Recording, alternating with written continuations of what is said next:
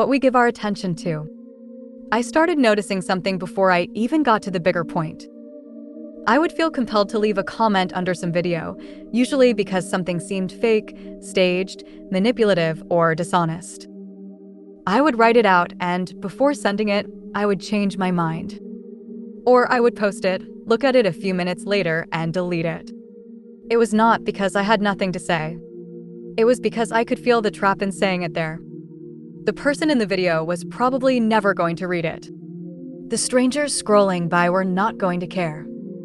At best, maybe a few people would agree, and even that started to feel cheap. The whole thing began to feel like throwing a living thought into a pit built for reaction. That is part of the machinery too. A comment section makes a person feel like speaking is action, but most of the time it is just another little hook. It pulls the mind into correction, argument, validation, outrage, or the hope that someone will agree. Then the platform keeps the motion going. I do not want to feed that machine. I am slowly changing the way I think, and I am changing the things I choose to look at when I am trying to relax. I used to watch fighting videos. I was watching Muay Thai fighters like Senchai, and even though they agree to do it, and even though it is considered a sport, I started thinking about what I was actually watching. I was watching human beings kick and punch each other. It may be organized. It may be skillful. It may be voluntary. But it is still violence. I do not believe in violence. And when I really think about it, I do not fully agree with the way people treat sports either. Sports can be games. They can be something people play. But I do not think a person is supposed to make their whole life into throwing a ball, hitting a puck, kicking someone, or putting something through a hoop and then become unimaginably rich from it while ordinary people are expected to struggle through normal life. That is not jealousy. That is looking at what a culture rewards. The same thing shows up in how people respond online. A person can post something long, careful, philosophical, and sincere, and almost nobody reacts. Then a violent clip, a robbery, a shooting, a humiliation, or some spectacle of destruction gets attention immediately. People throw approval at wreckage and silence at thought. That does not mean the deeper work has no value. It means attention is cheapened by the room it is placed inside. A robbery video asks almost nothing from the viewer except reaction. A philosophical work asks a person to enter a state. Most people scrolling are not looking to enter a state. The world gives enormous attention and money to spectacle. It gives attention to violence, competition, fame, performance, politics, scandal, crime, and entertainment. Then people wonder why their minds feel divided, angry, anxious, and exhausted. I started noticing this in myself. I was watching cop videos, body camera videos, people being shot, murder stories, crime, paranormal clips, conspiracy talk, political arguments, celebrity scandals, Epstein, Donald Trump, war talk, demon talk, UFOs, ghosts, Bigfoot, preachers, atheists, and people shouting into microphones as if every person online is now an expert. After a while, I became tired of hearing the same words and seeing the same images. Murder, morbid, predator, demon, corruption, disaster, doom, fear, exposure, revelation, awakening. Everything was presented as if it was urgent and important, but most of it only dragged my mind into the same dark current. So I started blocking channels. I started skipping more videos. Ghost video? Skip. UFO video? Skip. Bigfoot? Skip. Someone claiming a cup moved or a phone rang? Skip. Someone saying everything is a demon? Skip. Someone pressing their face into a camera and telling me how I am supposed to think? Skip. A preacher telling me what my Bible means? Skip. I have my Bible. I read it. You have yours. You read it. I am not saying there is no mystery in the world. There are definitely mysterious things in this world. There are things that make a person wonder. But with the internet, cameras, editing, blue screens, artificial intelligence, staged shows, camera tricks, and people setting things up, it becomes harder and harder to know what is real. Even when you are trying to decide whether you believe something or not, the act of watching it is still shaping your point of view. That is the important part. Attention is not passive. What we watch trains us, what we listen to enters us, and what we keep looking at starts looking through us. Even rejection does not make us untouched. Something can be dismissed on the surface and still leave an impression underneath, waiting in the subconscious until the right moment brings it forward again. That is why I have started thinking more carefully about what I give my attention to. When I was younger, I used to hate people. I thought hatred was inevitable. I thought it simply happened. But now I see that hate is a choice. Just like some people say it is inevitable that aliens exist because of how they understand space, I do not accept every narrative given to me. I do not accept the narrative of hate either. I choose not to believe in hate. I choose not to feed it. The things we pay attention to shape how we see people. Someone uploads a video called "The Dirtiest Place on Earth," or "The Worst Town I Have Ever Been In," or "The Worst Ghetto I Have Ever Seen," and now the viewer is trained to look at those people in a certain way. The video has already framed the world before the viewer even thinks. It gives them a lens, and then they mistake that lens for their own judgment. That is what media does constantly. It gives us other people's perspectives and makes us think we are seeing the world directly. It is amazing when you step back and think about it. Not too long ago, a person had no idea what was happening around the corner unless someone came over and told them. Now I can sit where I am, unable to leave, and see places all over the world through cameras, videos, headlines, documentaries, arguments, commentaries, and clips. I can see cities, wars, disasters, rituals, lectures, crime scenes, temples, ruins, crop circles, churches, debates, and people's private lives. That includes strange and interesting things too. A crop circle, for example, may appear flat on the ground, but it can be read as a two-dimensional trace of something geometrical, mathematical, electromagnetic, or higher dimensional.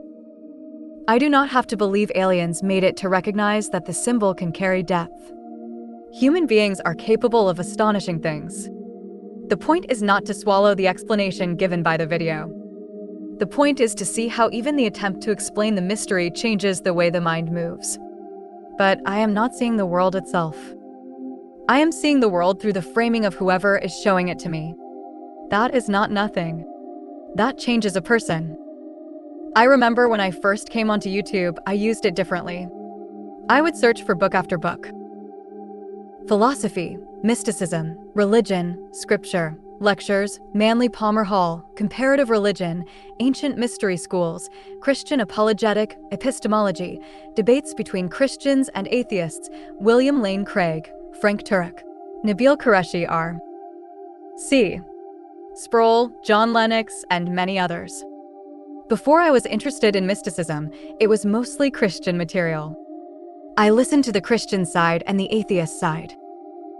Of course, at the time, I was rooting for the Christian and thinking the atheist was wrong, because I had been trained to think that way. But I still listened to both arguments.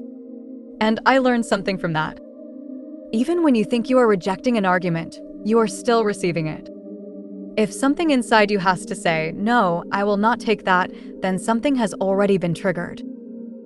You may not accept it consciously, but it goes somewhere. It waits. Later, at the right time, it may return in a different form. That is how understanding often works. It is not always one moment. It is not always one argument changing your mind immediately. It gets made through time. After that, I went deeper.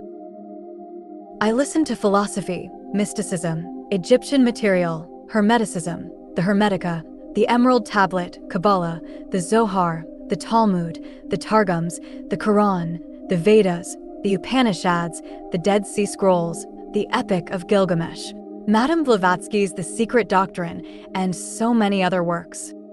I listened to lectures. I read what I could. I tried to understand what I could. I was hungry. I wanted more input, more books, more lectures, more traditions, more philosophy, more history, more metaphysics, more science, more theology, more esotericism, more ancient symbolism. I wanted to swallow the whole library and spit out what was useless. I was not interested in fiction, love stories, empty entertainment, or childish distractions. I wanted the material that felt like it had weight: philosophy, mysticism, history, biology, science, metaphysics, esoteric teaching, theism, symbolism, and the ancient streams of wisdom. When I first listened to Manly Palmer Hall, I had a hard time understanding him. His vocabulary, his structure, and the way he moved through ideas were difficult for me at first, especially with my memory problem. But something about him felt right. Not because I understood every word immediately, but because it felt like he was not adding on or taking away. He was not trying to deceive, perform, profit, boast, or turn himself into something. He was simply saying what he saw as clearly as he could. That is why I hold him in such high regard. The more I listened, the more I could feel my mind changing. Philosophy was hard at first. Mysticism was hard at first. The ancient material was hard at first. But that difficulty was part of the transformation. It was changing the way I thought, the way I defined words, the way I saw the world, and the way I understood symbols. The Bible became something completely different too. It stopped being merely a statement translated from one language into another to tell me something on the surface. It became layered. It became something with hidden meaning within the message, meaning that can only be found within yourself at the right time, after you have acquired enough knowledge and become lost enough in the dream. Because you cannot be found unless you are lost. You have to get dirty before you can understand being clean. You cannot know anything unless you begin in ignorance. You go out trying to learn everything within the dream, and then eventually you realize there was nothing there to learn in the ordinary sense after all, except the one thing that cannot be spoken. We call it God.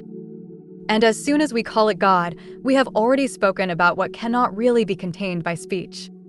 Other traditions use other names: Allah, Tao, Brahman, the One, the Absolute. Some traditions do not frame it the same way. Taoism and Buddhism do not speak in the same kind of personal God language. Jainism and Sikhism have their own ways. Every tradition has its own structure, but they're all circling something that cannot be reduced to the name. Now, after all that seeking, I am in a different place. I can return to those works. I can still listen to the Tao Te Ching, the Zohar, Kabbalah, Hermeticism, the ancient mystery schools, the 6 worldviews I often talk about, and the great philosophical and mystical works. I do not have to keep listening to the same arguments anymore. I have heard them. But it is still good to stay sharp by returning to what has real depth. I am not claiming to be an expert in anything. I am not saying I am an intellectual in some proud sense. I could sit down and learn from the simplest person in any walk of life if I truly listened. This is not about being a know-it-all. It is about recognizing what attention does. What we pay attention to orients our point of view. Our point of view is situated on a kind of cross-section, time and place. We call that now. That now is held upon infinity. That is a symbolic way of thinking about it. We stand at a crossing, and from that crossing we interpret the world. What we give attention to affects how that crossing is experienced. The world says we should keep up with everything. Keep up with politics. Keep up with today's news. Keep up with sports. Keep up with movies. Keep up with music. Keep up with celebrities. Keep up with fads. Keep up with scandals. Keep up with wars. Keep up with corruption. Keep up with everything happening everywhere. I do not blame people for doing it. I understand why they do it. But inside me, I keep seeing it as distraction. It is propaganda. It is performance. It is noise. It is entertainment pretending to be knowledge. It is awareness turned into another product. This is bigger than YouTube. YouTube is just the place I happen to use most. I do not watch cable, Netflix, or movies much anymore. But the same current runs through sports, media, politics, music, theater, celebrity culture, fads, news, entertainment, and the whole public spectacle. Everybody is being pulled into keeping up with something. If you feed into the distraction while thinking you are getting something good out of it, you may be missing the point of the distraction itself. A distraction keeps your attention in one place while something else happens behind you. It is sleight of hand. It reminds me of putting someone in prison without them knowing they are in prison. If they do not know, they do not even protest. They do not try to escape. They go about their normal life believing this is just how things are. But the moment someone says, "Do you realize you are in prison?" everything changes. Now they ask how. They ask why. They wonder who put them there. They begin to rebel against the guards. This world is similar. When a person realizes it is dreamlike, they begin asking the same questions: who, what, when, where, how, and why. That is why awareness by itself is not enough. Everybody online seems to think that if they make people aware, something will change. If we all become aware that the government is corrupt, everything will change. If we all become aware of this scandal or that scandal, everything will change. But most of the time, nothing changes. Prices still rise. Corruption continues. The liar preacher still stands there. The atheist still walks by mocking.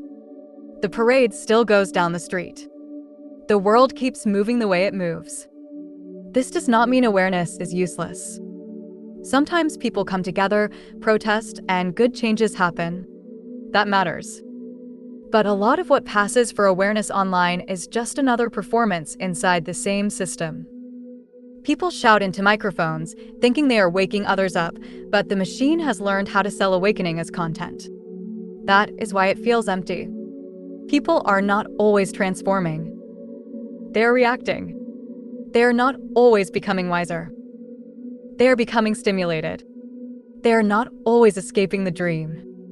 They are decorating the prison wall with videos about the prison. And the darkest content is especially harmful. When people constantly talk about Epstein, sex crimes, predators, child abuse, and all the horrors connected to that world, they think they are exposing evil. But they are also hammering those images into their own minds. They are repeatedly thinking about the worst things a human being can do. They are filling their imagination with it. They are calling it awareness, but it can become a kind of glorification through repetition. How many times does a person need to hear the name, see the face, hear the details, and picture the evil before they realize it is harming them? The same applies to murder videos, war talk, celebrity scandals, occult panic, demon obsession, political rage, conspiracy loops, violent sports, degrading music, and all the other noise. People do not understand how much they are harming themselves by constantly paying attention to it. This is not only about morality. It is about orientation.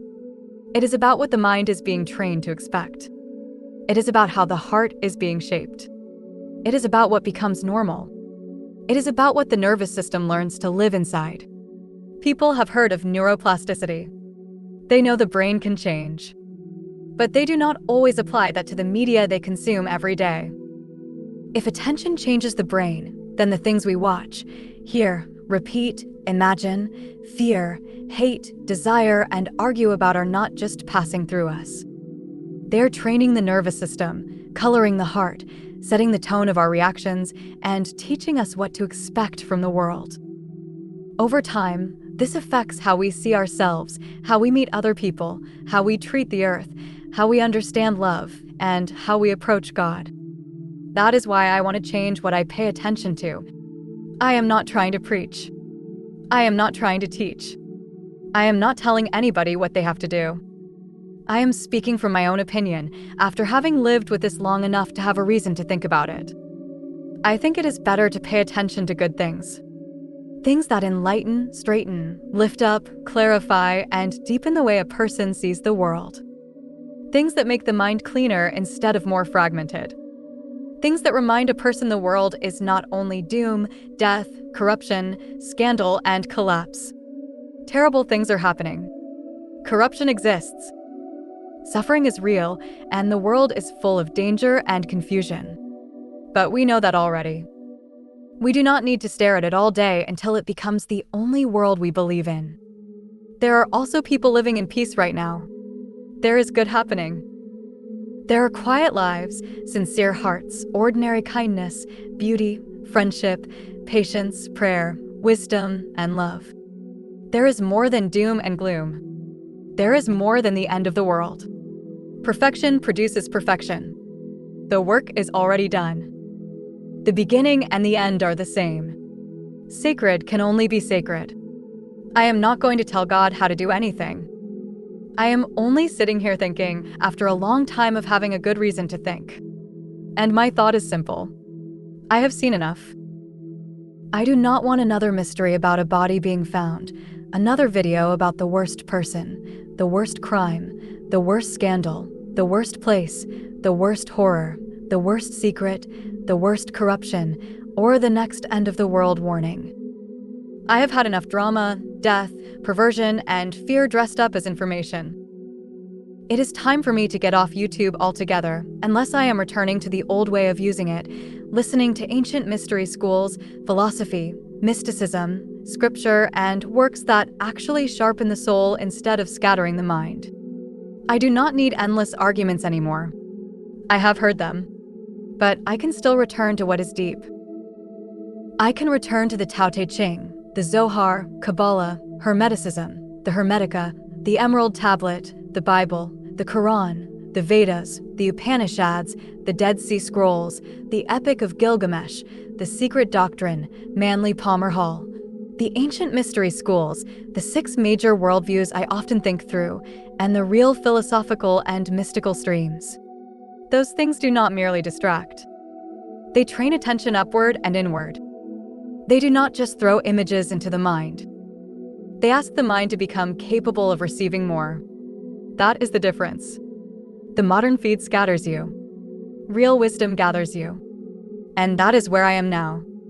I am choosing what gathers me. Amen. Let it be so.